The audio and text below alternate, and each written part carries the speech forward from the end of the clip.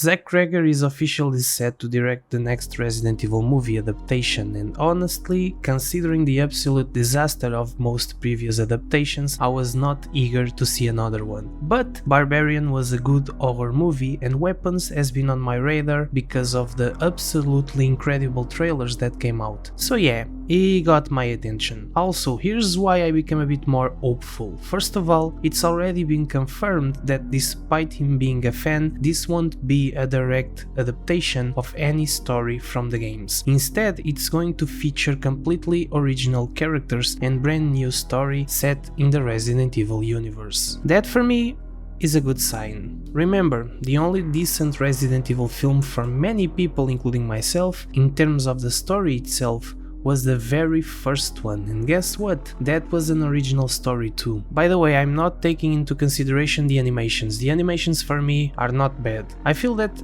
if he's going to direct this free from any restrictions of the stories we already know from the games, more probability we have of a good movie coming out, establishing itself in the Resident Evil universe. And now I finally watched Weapons, and yeah, I am 100% confident that his vision for a Resident Evil movie might actually work. Weapons tells the story about a group of kids from the same classroom who vanish one night without any explanation. Home security footage shows them sprinting out of their houses in the middle of the night, running with their arms like they were Naruto, falling asleep. And from here, a heartbreaking and bizarre mystery begins to unravel. We follow grieving parents who have no idea what happened to their children, suspicion falls immediately on their teacher, and all eyes turn to the only student from that class who didn't disappear. The structure of Weapons is phenomenal. It's split into chapters, each focusing on different characters' perspectives. You'll see certain events play out multiple times, but always through new eyes. It only builds the tension and mystery even further, capitalizing on the fear of the unknown. It's like watching a puzzle slowly coming together, and the characters themselves are the pieces. Yes, some of the twists are predictable. You can also probably guess early on what's behind the disappearances, but honestly, it doesn't matter here. The horror doesn't come from the plot twist, at least in my opinion. It comes from what the characters have to endure. Their trauma, their confusion, their grief, it's all portrayed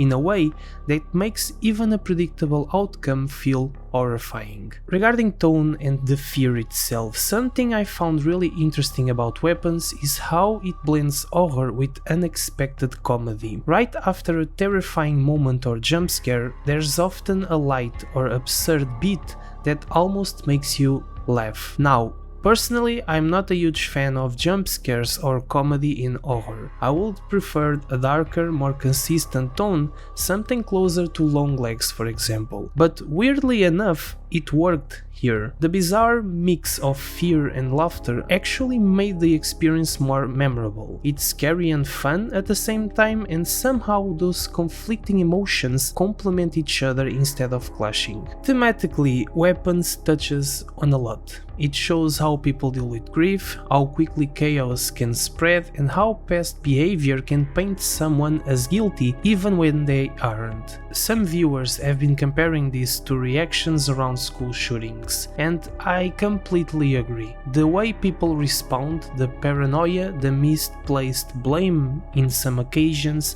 it all feels hauntingly real. Regarding the cast, I think that the performances are top tier. Carrie Christopher, who plays Alex, absolutely crushed it. His fear and sadness are so raw, it's impossible not to feel for him. And Julia Gardner as Justine, the teacher, brings a ton of emotional depth to the role. Every actor in this film nails it. Even when their reactions are exaggerated, it still fits perfectly with the world this story builds. The cinematography is another standout. Those night shots of empty streets, the eerie sounds in the distance, the dark hallways and open doors, especially in the final act, all add to the creeping dread. The camera angles during chase scenes, amazing.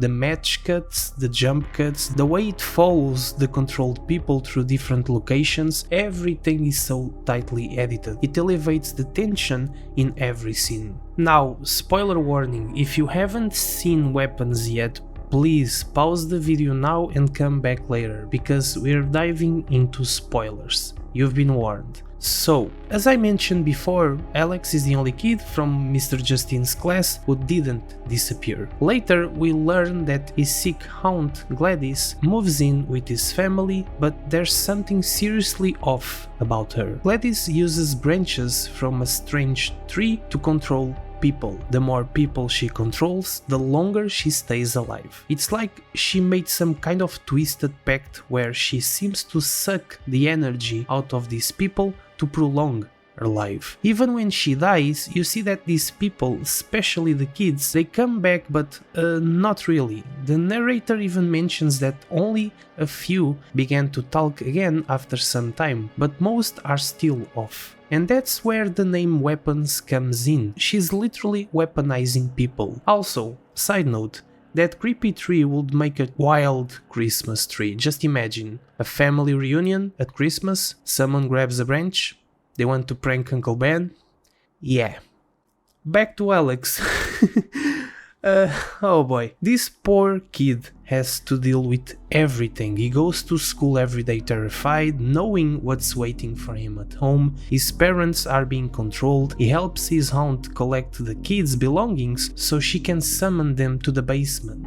These missing children, they barely move, they are barely alive, and he has to feed them soup, and to his parents. That's the horror, not just what happened, but what the characters are forced to live through. By the end, all I wanted was for everyone to go back to normal, especially Alex's parents. I wanted them to hug him so bad. It reminded me a lot of Bring Her Back, the same desperate feeling of hoping everything can be fixed and that the people you care about can be saved. So yeah, this year has been full of horror surprises. I was obsessed with Bring Her Back earlier, and now Weapons joins my list of horror films that actually get it. These films understand what makes horror work.